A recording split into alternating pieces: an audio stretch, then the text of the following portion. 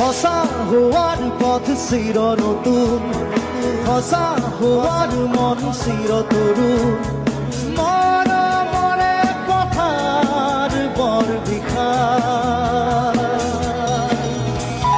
সজাগ হোৱাৰ পথ চিৰ তৰুণ সজাগ হোৱাৰ মন চিৰ নতুন চিন্তাৰ মাজেৰে আহে জোৱাৰ গুলি বাৰুদ ধোঁৱা উৰুৱাই নিৰপৰাধ শিশুক কন্দুৱাই ঘৰে ঘৰে মনত নোচোৱাই কিনো পাবা